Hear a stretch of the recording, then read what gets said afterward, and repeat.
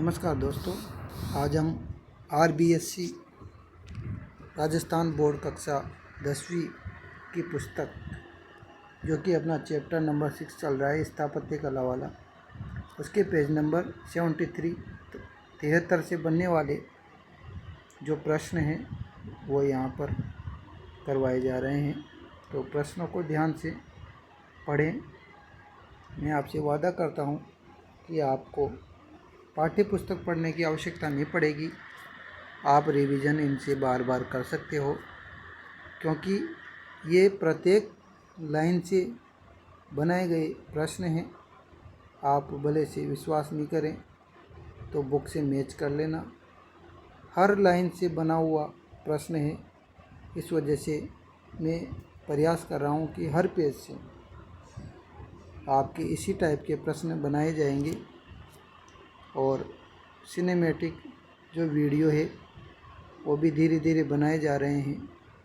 वो इस पुस्तक पर आधारित प्रत्येक लाइन से ही लाइन टू लाइन जवाब मांगते हुए लाइन टू लाइन उनका जो है स्पष्टीकरण किया गया है और चित्रों के माध्यम से उनको समझाया गया है। तो आप का वो एक वीडियो डल चुका है, राजस्थान का इतिहास, जो कक्षा 10वीं की पुस्तक का प्रथम चैप्टर है, राजस्थान का इतिहास। तो उसका पहले पेज का जो वीडियो है वो डल चुका है, तो आप उसको ज़रूर देखिएगा और लाइक और सब्सक्राइब करिए चैनल को। और रेगुलर आपको जो है एग्ज़ाम में आए हुए प्रीवियस टाइप क्वेश्चन भी करवाए जाएंगे बहुत ही बेहतरीन तरीके से। पेज नंबर 73, चूरों का किला। चूरों के किले का निर्माण ठाकुर कुशाल सिंह द्वारा करवाया गया था। बिल्कुल सही बात है, ठाकुर कुशाल सिंह ने चूरों के किले का निर्माण कराया था। 1739 ईस्वी में चूरू में सुरक्षा व्यवस्था को सुदृढ़ करने के उद्देश्य से ठाकुर कुशाल सिंह ने इस किले की नींव रखी। तो सुरक्षा के लिए ही करवाएंगे, बस ध्यान रखना है सन का 1739।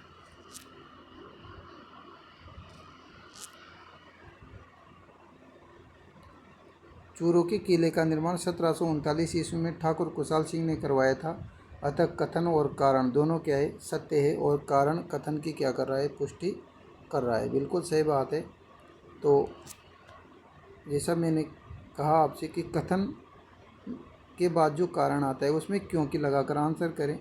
इसे चूरू के किले का निर्माण ठाकुर कुशाल सिंह के द्वारा करवाया गया था, क्योंकि 1739 में चूरू में सुरक्षा व्यवस्था को सुदृढ़ करने के उद्देश्य से करवाया था। ठीक है, कथन नंबर 1। अगला क्वेश्चन है, 1857 ईस्वी के विद्रोह में चूरू के ठाकुर शिव सिंह ने अंग्रेज़ों का विद्रोह किया। तो बस थोड़ा सा फैक्ट यहीं पर ध्यान रखें, एग्जामिनर यहीं से प्रश्न पूछता है कि चूरू के किले का निर्माण तो किसने करवा दिया, कुशाल सिंह ने करवा दिया। कब करवा दिया, 1739। तो 1739 में तो कुशाल सिंह ने चूरू के किले का निर्माण करवाया। तो आप ऐसे ध्यान रख लें, इसको जो है चूकू से ध्यान रख लें। चूकू, कोई भी चीज़ चूक जाते हैं हम तो चूकू कहते हैं ना, चूकू। तो चूकू से चू से बन जाएगा चूरू और को से बन जाएगा कुशाल सिंह। इन्होंने जो है इसका निर्माण करवाया। उसके बाद 1857 की जब क्रांति हो रही थी, तो 1857 की क्रांति में तो कौन था, शिव सिंह था। क्रांति कौन कर सकते हैं, भगवान शंकर कर सकते हैं, इस वजह से क्रांति में तो कौन था, शिव सिंह था। तो ऐसे ध्यान रह जाएगा। तो ठाकुर शिव सिंह की बात करें तो ठाकुर शिव सिंह स्वतंत्रता संग्राम के दौरान अंग्रेज़ों की नीतियों के खिलाफ थे और उन्होंने बीकानेर राज्य और अंग्रेज़ों की संयुक्त सेना से क्या किया, मुकाबला किया। एक तो बीकानेर राज्य और अंग्रेज़ों की संयुक्त सेना से मुकाबला किया। 1857 के संग्राम में शिव सिंह द्वारा अंग्रेज़ों का विरोध करना ऐतिहासिक तथ्य है और उनका अंग्रेज़ों की सेना से लोहा लेना जो है इसकी व्याख्या करता है। बीकानेर राज्य की सेना ने अंग्रेज़ों के साथ मिलकर चूरू दुर्ग को चारों ओर से घेर लिया। बीकानेर राज्य की सेना, तभी तो शिव सिंह ने बीकानेर राज्य की सेना के साथ भी जो है युद्ध किया था, क्योंकि ये अंग्रेज़ों के साथ था। चूरू के ठाकुर शिव सिंह द्वारा अंग्रेजों का विरोध करने के कारण अंग्रेजों ने बीकानेर राज्य की सेना लेकर चूरू पर आक्रमण कर दिया। कुल मिला के अंग्रेजों के साथ कौन था? अंग्रेजों के साथ था बीकानेर राज्य। बीकानेर जो राज्य था वो किसके साथ था? बीकानेर राज्य था अंग्रेजों के साथ। उसके बाद है शिव सिंह के विरोध में जवाब में अंग्रेजों और बीकानेर के संयुक्त सेना ने चूरू दुर्ग का क्या कर लिया था? घेराव कर लिया था। तो चूरू दुर्ग की रक्षा के दौरान तोपों के गोले बनाने हेतु शीशा समाप्त होने पर चांदी के गोले दागे गए थे। बिल्कुल सही है, चूरू का किला ही था जहाँ पे चांदी के गोले दागे गए। शीशा खत्म हो जाने पर, क्योंकि शीशा खत्म हो जाने पर दुर्ग की रक्षा के लिए नगर के जो सेठ थे और साहूकार थे और जनसामान्य थे, वहाँ के जो लोग थे, उन्होंने अपने घरों से चांदी ला करके ठाकुर को सौंप दी थी और उससे जो है चांदी के गोले बनाए गए थे। उनको पिघला करके गोला बारूद खत्म होने पर लोक सहयोग से प्राप्त चांदी का उपयोग तोप के गोलों में किया गया था। बिल्कुल कथन बिल्कुल रहे थे। चांदी के गोले छूटते देखकर शत्रु सेना ने चूरू दुर्ग पर से घेरा उठा लिया। बिल्कुल सही बात है। चांदी के जो गोले थे वो छूटते देखकर शत्रु सेना ने चूरू दुर्ग पर से घेरा उठा लिया। जनता की देशभक्ति की भावना, क्योंकि जनता की देशभक्ति की भावना और त्याग का सम्मान करते हुए शत्रु सेना ने हैरान होकर युद्ध को रोक दिया था। बिल्कुल दोनों कथन सही है और ये इसकी व्याख्या भी कर रहा है। जनभावनाओं और अनोखे प्रतिरोध, एक अनोखा प्रतिरोधी था, क्योंकि जब तोप से जो गोले थे वो ख़त्म हो गए तो उसके बाद चांदी के गोलों का प्रयोग करना तो एक प्रकार की त्याग और देशभक्ति की भावनाएं जगाती है। इस वजह से जनभावनाओं और अनोखे प्रतिरोध का सम्मान करते हुए शत्रु सेना पीछे हट गई। अब पढ़ने जा रहे हैं अपन अकबर का दुर्ग। कहाँ पर है? अजमेर में। अकबर ने 1570 में अजमेर नगर के मध्य एक दुर्ग बनाया था जिसको अकबर का दुर्ग कहा जा सकता है। अकबर ने अपनी गुजरात विजय की स्मृति को चिरस्थायी बनाने के लिए इस दुर्ग का निर्माण कराया था। बिल्कुल दोनों कथन सही है और आर्य की सही व्याख्या भी कर रहा है। तो अजमेर में अकबर दुर्ग का निर्माण 1570 ईस्वी में गुजरात विजय की याद में करवाया गया था। अकबर के दुर्ग को अकबर का दौलत खाना कहा जाता है। बिल्कुल सही बात है, अकबर का दौलत खाना ही था। मुग़ल काल में इस दुर्ग का उपयोग शाही खजाने और अस्त्रों शस्त्रों को सुरक्षित रखने के लिए किया गया। जब मुग़लों का काल आया तो इस दुर्ग का उपयोग शाही खजाने और अस्त्र शस्त्रों को सुरक्षित रखने के लिए किया जाता था। शाही खजाना और अस्त्रागार होने के कारण ही इसे क्या कहा जाता था? दौलत खाना। तो ये इसका कारण भी है भाई, अकबर के दुर्ग को अकबर का दौलत खाना भी कहा जाता था। तो दौलत खाना क्यों कहा जाता था? क्योंकि मुग़ल काल में शाही खजाने और अस्त्र शस्त्रों को सुरक्षित रखने के लिए इसका उपयोग किया गया था। अजमेर का अकबर दुर्ग राजस्थान का एकमात्र दुर्ग है जो मुस्लिम दुर्ग स्थापत्य पद्धति में बना हुआ है। इम्पोर्टेंट प्रश्न है। अजमेर का अकबर दुर्ग राजस्थान का एकमात्र, सिर्फ एकमात्र ऐसा दुर्ग है अजमेर का अकबर दुर्ग जो किस में बना हुआ है? मुस्लिम दुर्ग स्थापत्य शैली में बना हुआ है, क्योंकि अकबर ने बनाया था और अकबर क्या था? मुस्लिम था। आगे देखें। इस दुर्ग की पूर्ण संरचना और स्थापत्य योजना मुगल कालीन मुस्लिम शिल्प शास्त्र के सिद्धांतों के अनुसार बनाई गई थी। मुगल कालीन मुस्लिम शिल्प शास्त्रों के सिद्धांतों के अनुरूप बनाई जाएगी। निश्चित है यह पूर्णतः मुस्लिम स्थापत्य शैली में निर्मित है। राजस्थान का एकमात्र किला है, पूरी तरह से मुस्लिम स्थापत्य शैली में बनाया हुआ है अकबर का किला। महाराणा प्रताप के विरुद्ध हल्दी घाटी की जो अंतिम युद्ध योजना बनी थी वो अकबर के दुर्ग में ही बनी थी। इंपॉर्टेंट क्वेश्चन है। जो अकबर का जो दुर्ग है उस अकबर के दुर्ग में ही जो है महाराणा प्रताप के विरुद्ध जो हल्दी घाटी की जो योजना बनाई थी अकबर ने, वो अकबर के दुर्ग में बनाई थी, यानी मैगजीन दुर्ग में बनाई थी। 1576 में अकबर का यह दुर्ग मुगलों का मुख्य सैन्य केंद्र था। बिल्कुल सही बात है। 1576 में रणनीति युद्ध नीति बनाने का एकमात्र स्थान था मैगनीज दुर्ग। तो युद्ध रणनीति का मुख्य केंद्र होने के कारण हल्दी घाटी युद्ध की अंतिम योजना यहीं पर बनी थी। ब्रिटिश राजदूत सर टॉमस रो, ब्रिटिश राजदूत था, एक अंग्रेज़ों का राजदूत था, सर टॉमस रो ने अपना परिचय पत्र जहांगीर को अकबर के दुर्ग में दिया था। तो अकबर तब जहांगीर का रिलेट करना है आपको किससे? सर टॉमस रो से। तो सर थॉमस रो और जहांगीर की जो मुलाकात हुई थी, जो परिचय हुआ था, वो कहाँ पर हुआ था? अकबर के किले में इनके दोनों का परिचय हुआ था। मुगल सम्राट जहांगीर भारत आगमन के समय अजमेर के इसी दुर्ग में अपना दरबार लगाता था। जो जहांगीर था, मुगल सम्राट जहांगीर, तो मुगल सम्राट जो जहांगीर था भारत आगमन के समय अजमेर के इसी दुर्ग में अपना दरबार लगाता था। सही बात है, दरबार यहीं लगाता था, अजमेर दरबार अजमेर में। जहांगीर का प्रवास इस दुर्ग में होने के कारण सर थॉमस रो ने यहीं उससे क्या की थी? मुलाकात की थी, जैसा कि आपको बताया जा चुका है। 1821 में अंग्रेज़ों ने अजमेर के इस किले पर अधिकार करके इसे अपना शस्त्रागार बना लिया, मतलब अपने शस्त्र रखने लग गए। सन 1801 की बात है, तो अंग्रेज़ों ने अधिकार किया और अपने शस्त्र रखने लग गए। सामरिक दृष्टि से सुरक्षित होने के कारण अंग्रेज़ों ने इसे सैन्य हथियारों के भंडारण के लिए मैगनीज के रूप में इस्तेमाल किया। तो अंग्रेज़ों द्वारा शस्त्रागार के रूप में प्रयोग किए जाने के कारण ही इसे मैगनीज दुर्ग भी कहा जाता है। ये जो सभी प्रश्न हैं, इनके कथन भी सही है और कारण भी सही है, और जो कारण है वो इसकी सही व्याख्या भी, एक कथन की सही व्याख्या भी कर रहा है। लालगढ़ दुर्ग बीकानेर, लालगढ़ इसका नाम ही क्या है? लालगढ़। तो बीकानेर में जो लालगढ़ दुर्ग है उसके बारे में बताया है। जूनागढ़,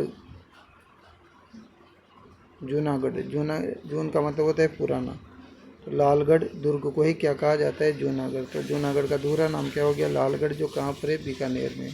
पुराने किले के स्थान पर निर्मित होने के कारण जनसामान्य में बीकानेर के इस दुर्ग को जूनागढ़ के नाम से जाना जाता है। इसका नाम ही क्या है? जूनागढ़।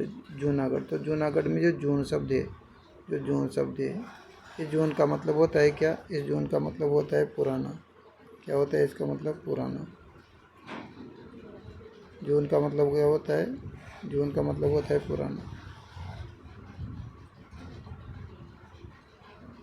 अब पुराना मतलब पुराना किला होने की, पुराने किले के स्थान पर निर्मित होने के कारण ही इसे क्या कहा जाता था? जूनागढ़ कहा जाता था।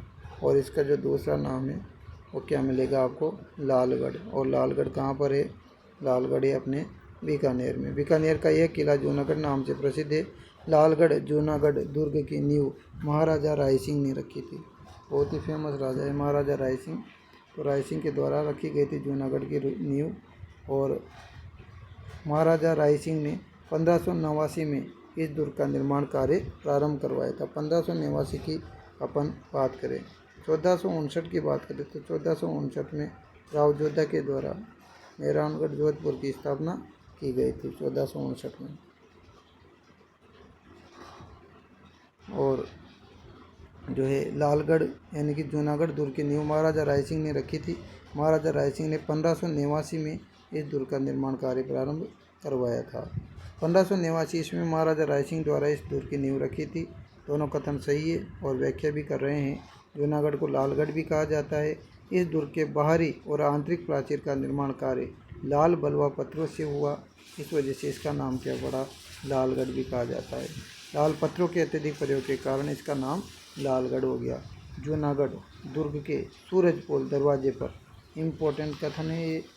जूनागढ़ इम्पोर्टेंट और एग्ज़ाम में आने लायक, एग्ज़ाम ओरिएंटेड क्वेश्चन है, एग्ज़ाम में आ सकता है, एग्ज़ाम ओरिएंटेड क्वेश्चन है। जूनागढ़ दुर्ग के सूरजपोल, ध्यान ये रखना है, सूरजपोल। जूनागढ़ दुर्ग का जो सूरजपोल है, तो जूनागढ़ दुर्ग के सूरजपोल दरवाजे पर जयमल और पत्ता, जयमल राठौड़ और पत्ता सिसोदिया की क्या है? मूर्तियाँ हैं, जो कि चित्तौड़गढ़ के किले में जो है बहुत ही साहस और वीरता के साथ इन्होंने युद्ध किया था और अपनी बलिदानी दी थी।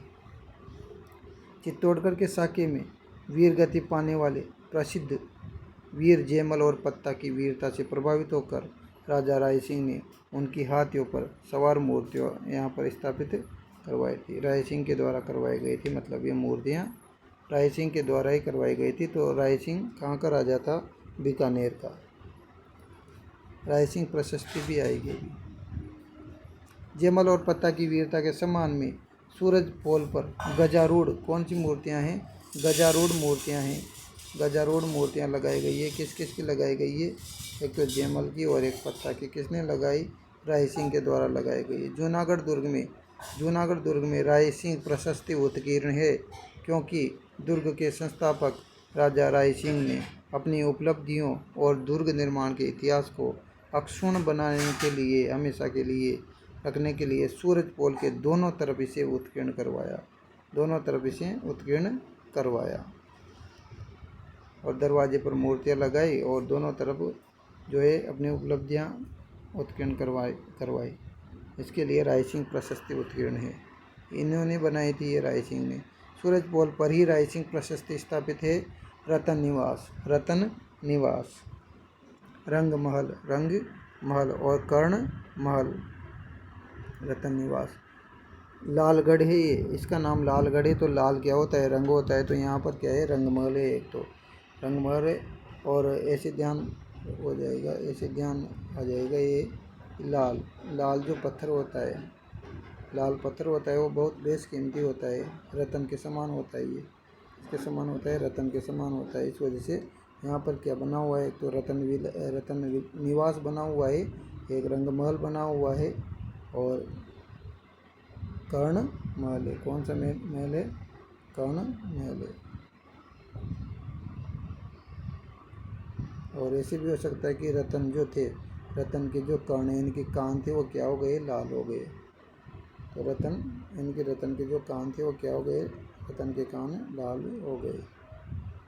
तो रतन महल, कर्ण महल और रंग महल। बीकानेर के शासकों ने समय समय पर इस दुर्ग के भीतर इन भव्य महलों का निर्माण करवाया, और ये सभी महल लालगढ़ जूनागढ़ दुर्ग के परिसर के प्रमुख आकर्षण हैं। कौन कौन से महल थे? रतन निवास महल, रंग महल, कर्ण महल। और भी आ रहे हैं नीचे महल। अनूप महल, छत्र निवास, लाल निवास बीकानेर दुर्ग की स्थापत्य कला के उदाहरण हैं। लाल निवास तो हो जाएगा लालगढ़ के अकॉर्डिंग, और एक छत्र निवास हो जाएगा, एक तो छत्र निवास हो जाएगा, एक अनूप महल हो जाएगा। अनूप महल, छत्र निवास, बीकानेर दुर्ग में लाल निवास। ये भव्य लालगढ़ दुर्ग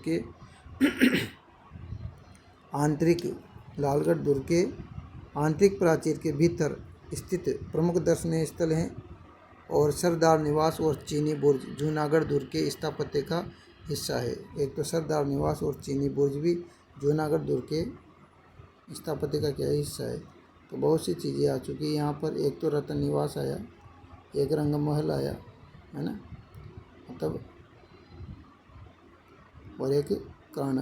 तो रतन के कान जो है वो क्या हो गए? लाल हो गए। तो रतन महल, रंग महल और कर्ण महल। और एक आया अनूप महल आया, एक छत्र विलास आया और एक लाल निवास आया। अनूप महल, छत्र निवास और लाल निवास।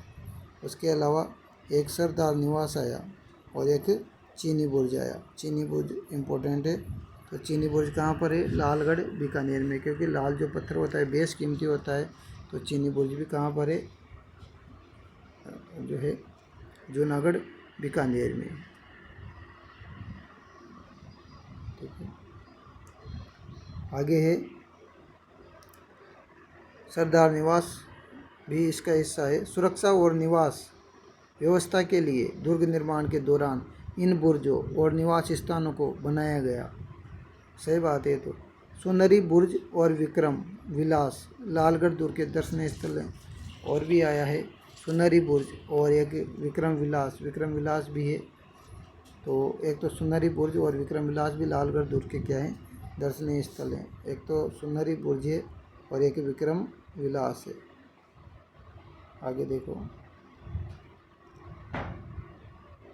ये बीकानेर के लालगढ़ दुर्ग परिसर में स्थित प्रमुख ऐतिहासिक इमारतें हैं।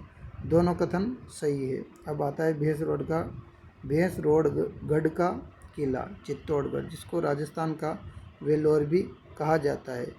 गागरोन का जो दुर्ग है वो भी जल दुर्ग की श्रेणी में आता है।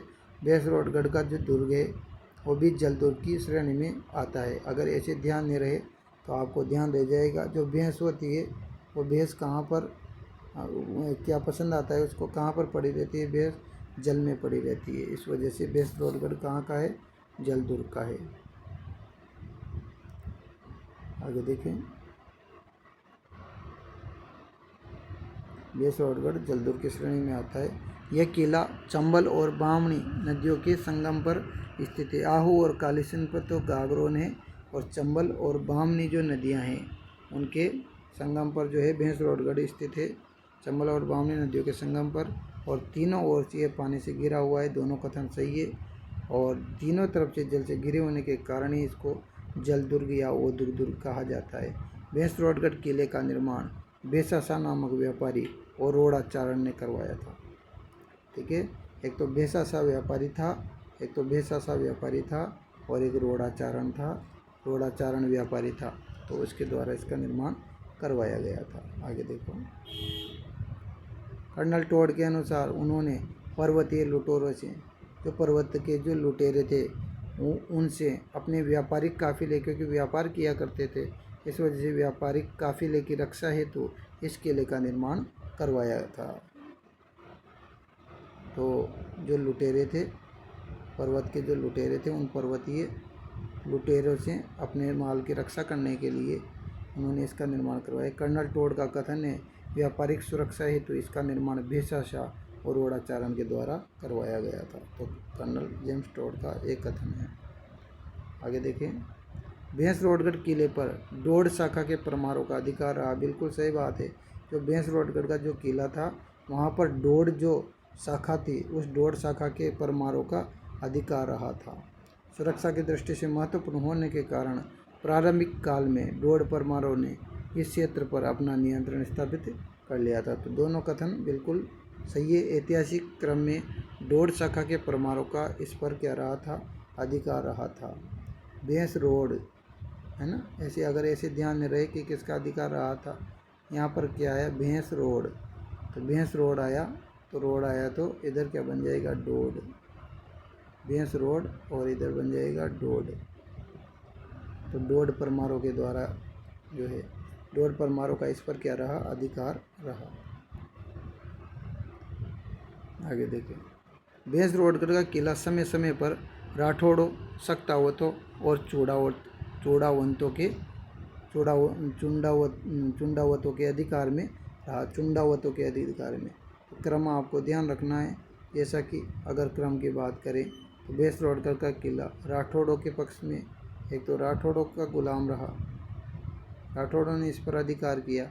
उसके बाद सक्तावत आए, सक्तावत के बाद लास्ट में कौन आए, चुंडावत। तो सबसे पहले आए राठौड़, राठौड़ के बाद आए सक्तावत, सक्तावत के बाद आए चुंडावत। ठीक है, मेवाड़ राज्य के सामंती तंत्र में इस दुर्ग का स्वामित्व विभिन्न शक्तिशाली राजपूत शाखाओं के पास हस्तांतरित होता रहा।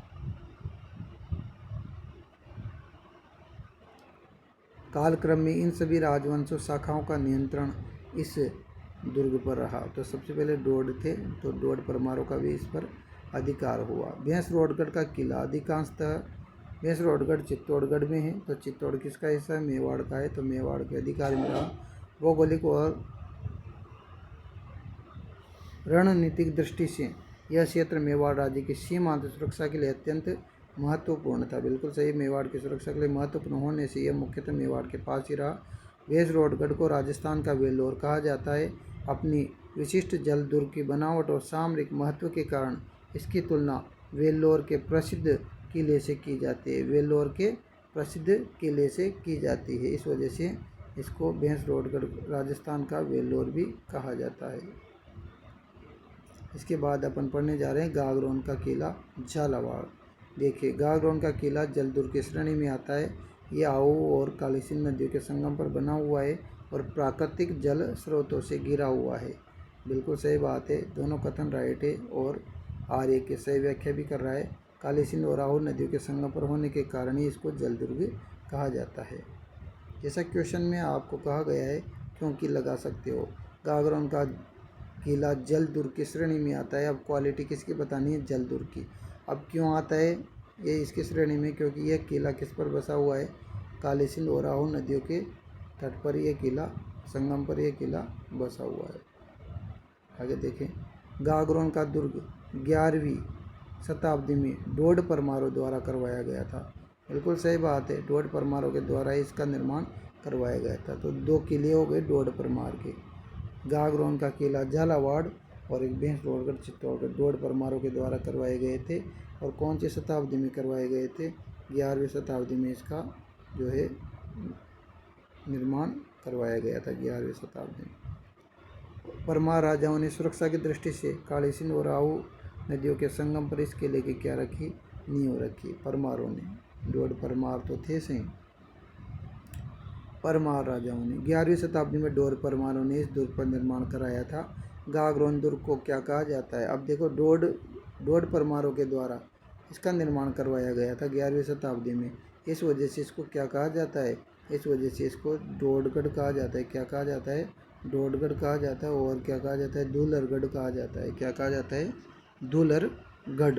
तो इस दुर्ग के निर्माण ढोड परमार थे, जिसके नाम पर इसे ढोडगढ़ या फिर धूलरगढ़ कहा जाता है। देखो, आप अपोजिट अर्थ में लेके इसको याद कर सकते हो। एक तो ढोडगढ़ परमार हो गया, ढोडगढ़ हो गया, और धूलरगढ़ पानी के बजाय कहाँ पे था? ये धूल में था, ऐसे ध्यान रख लो। धूलरगढ़ इसका जो है उपनाम है। ढोड परमारों द्वारा निर्मित होने के कारण इसका नाम ढोडगढ़ पड़ गया। बिल्कुल सही बात है। दुर्गों की अन्य प्रमुख इमारतें और तोपें। मेहरानगढ़ दुर्ग में पुस्तक प्रकाश नामक पुस्तकालय, ये आ भी चुका है। एक क्वेश्चन एग्जाम में आ चुका है। एक क्वेश्चन, मेहरानगढ़ पुस्तक प्रकाश का लेखक कौन है? महाराजा मानसिंह है पुस्तक प्रकाश के लेखक। और कहाँ पर रखी गई है ये? मेहरानगढ़ जोधपुर में थी। तो मेहरानगढ़ दुर्ग में पुस्तक प्रकाश नामक क्या रखा हुआ है? पुस्तकालय है। मतलब पुस्तक प्रकाश नाम ही क्या है? पुस्तक प्रकाश। तो पुस्तक से क्या बन गया? पुस्तकालय। तो पुस्तक प्रकाश पुस्तकालय कहाँ पर है? मेहरानगढ़ जोधपुर में राजा मानसिंह द्वारा स्थापित यह पुस्तकालय प्राचीन हस्तलिपि ग्रंथों का क्या था? हस्तलिपि, हाथ से लिखे जाने वाले जो ग्रंथ हैं उनका प्रमुख केंद्र था। तो महाराजा मानसिंह ने मेहरानगढ़ में पुस्तक प्रकाश पुस्तकालय की क्या करवाई? स्थापना करवाई। उसके बाद देखें, किलकिला और शंभू बाण अब तोपों के नाम आने वाले हैं। जो तोपें यहाँ पर रखी हुई है, गर्भगुंजन तोप तो बूंदी की है सही, किलकिला तोप और शंभू बाण प्राचीन तोपों के नाम हैं जो मेहरानगढ़ दुर्ग में रखी हुई है ना। मेहरानगढ़ इसका नाम ही क्या है? मेहरानगढ़। तो मेहर बरसेगी किसकी? किलो तोपों की मेहर बरसेगी।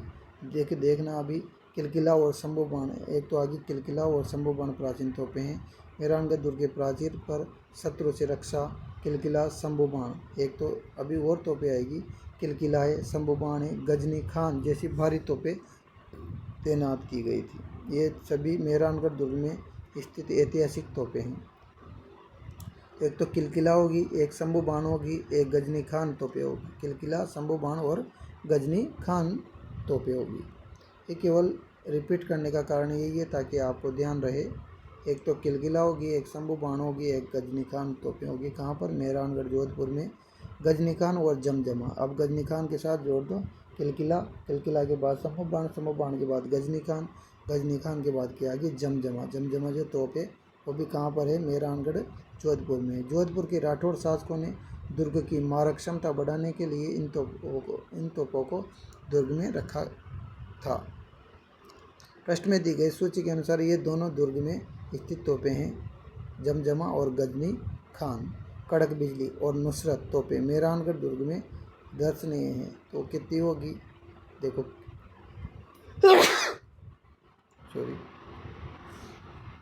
किलकिला, शंभू बाण, गजनी खान, जमजमा और कड़क बिजली और नुसरत। कड़क बिजली होगी और एक नुसरत तोपें हो गई, मेहरानगढ़ दुर्ग में स्थित है। आगे देखें, ये ऐतिहासिक तोपें लंबी दूरी तक मार करने में सक्षम थी और दुर्ग परिसर का मुख्य आकर्षण है। लंबी दूरी तक मार कर सकती थी। कड़क बिजली और नुसरत मेहरानगढ़ की मारक तोपों में शामिल है। मारक तोपों की अगर बात करें तो एक तो कड़क बिजली थी, नाम ही क्या है? कड़क बिजली और नुसरत। उसके अलावा और तोपें आ रही है, गुब्बार, धूड़ गाणिद और बिच्छू बाण। इम्पोर्टेंट तोपें हैं ये।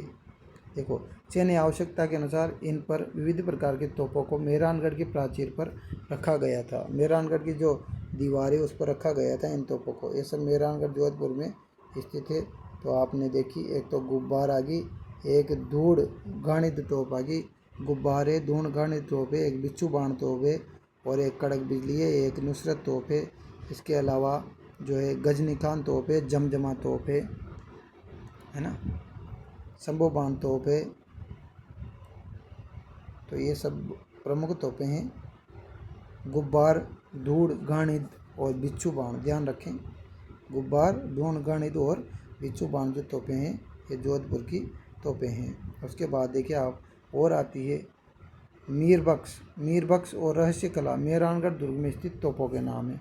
दो तोपें और आ चुकी है, एक तो मीरबख्श आ गई, एक रहस्य कला आ गई। तो ध्यान रखें, कड़क बिजली, नुसरत, गुब्बार, धूड़ घाणित, बिच्छू बाण, मीरबख्श, रहस्य कला, मीरबख्श, रहस्य कला। तो तोपों का रहस्य था, तो ऐसे ध्यान रख लेना, रहस्य कला भी तोप है, मीरबख्श भी तोप है। जोधपुर दुर्ग के तोपखाने में इन नामी तोपों को शामिल किया गया था। दी गई पाठ्य सामग्री में मीरबख्श और रहस्य कला तोपों का उल्लेख मिलता है। गजक, एक तोप आ गई जो गजक खाते हैं अपन, उससे ही पता लग जाएगा। गजक तोप, कौन सी तोप? गजक तोप। गजक तोप भी कहाँ है? मेहरानगढ़ जोधपुर की प्रसिद्ध ऐतिहासिक तोप है गजक तोप। यह तोप दुर्ग की सुरक्षा व्यवस्था को मजबूत करने हेतु प्राचीर पर स्थापित की गई थी। गजक तोप का संबंध मेहरानगढ़ दुर्ग से है। चामुंडा माता का मंदिर और मुरली मनोहर मंदिर मेहरानगढ़ दुर्ग परिसर में स्थित है। एक तो चामुंडा माता का मंदिर, अगर अपन बात करें तुलजा भवानी का मंदिर तो चित्तौड़गढ़ में है, जबकि चामुंडा माता का मंदिर कहाँ पर है? जोधपुर में है। और जोधपुर में कहाँ? मेहरानगढ़ जोधपुर, मेहरानगढ़ जोधपुर में चामुंडा माता का मंदिर है। और मेहरान, इसका मतलब मेहर किसकी बरसेगी? मेहर तो मुरली मनोहर की बरस सकती है, तो म से मेहर और म से मुरली मनोहर, म से मुरली मनोहर। तो यानी कि मेहरानगढ़ जोधपुर में जो है मुरली मनोहर का मंदिर बना हुआ है, चामुंडा माता का मंदिर बना हुआ है। जोधपुर के शासक इन देवी देवताओं के उपासक थे, चामुंडा माता के और मुरली मनोहर के, है ना, यानी श्री कृष्ण के। उन्होंने दुर्ग के भीतर इन प्राचीन मंदिरों का निर्माण करवाया। एक तो चामुंडा माता का मंदिर का निर्माण करवाया, एक मुरली मनोहर मंदिर का निर्माण करवाया। ये दोनों मंदिर दुर्ग परिसर में स्थित प्राचीन धार्मिक स्थल हैं।